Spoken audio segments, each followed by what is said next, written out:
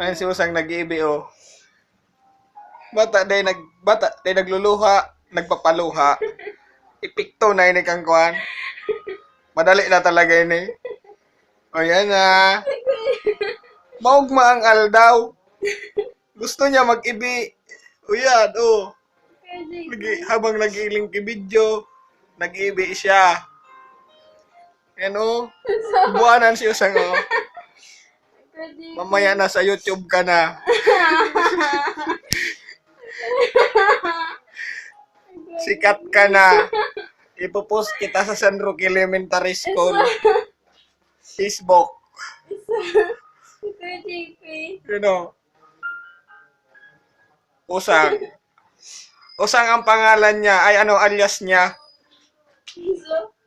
Pero ang pangalan niya talaga ay April John. April John Laygay. Habang pinapanood niya ang istorya nila ni Sniper.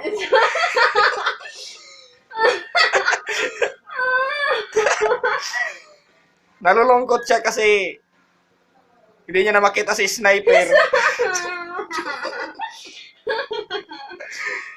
Hindi niya na makita si Sniper, ayan.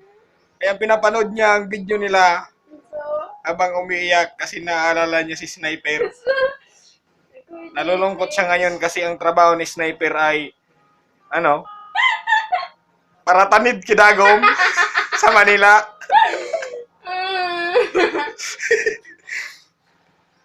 Paratanid Kidagom. Binayaan siya ni Sniper. Iniwan, nag-iisa.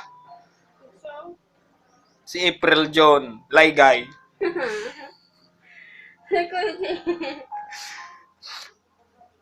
Ayan, pinagtitripan niya ang video.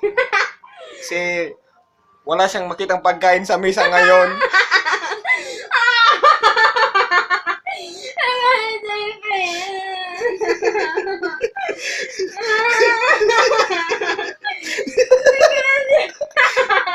Wala siyang makitang pagkain ngayon sa mesa.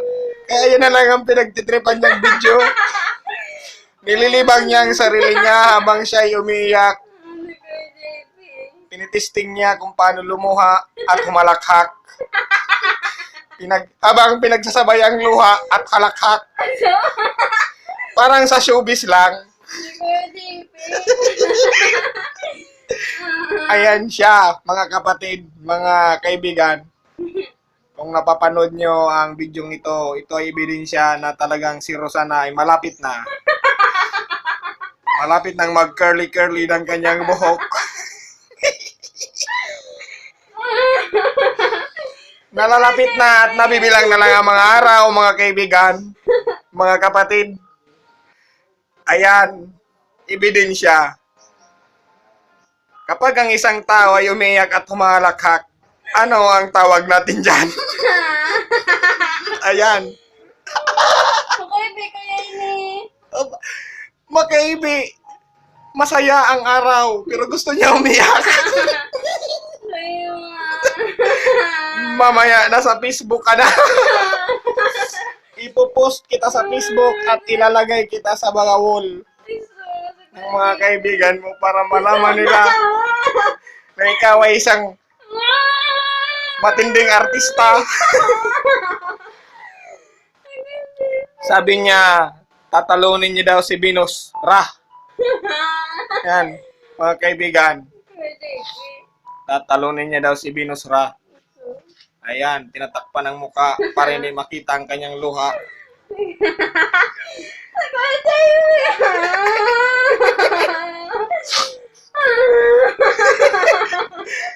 Mamaya, nasa Facebook ka na.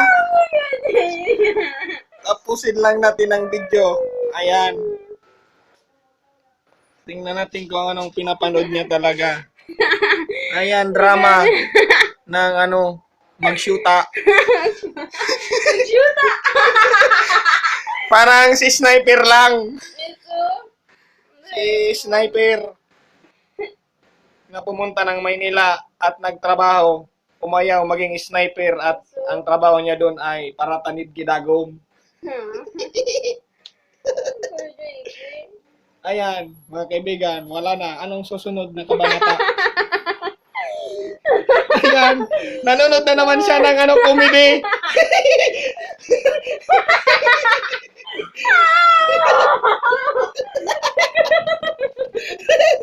Pagkatapos yung drama, comedy na naman. Alright.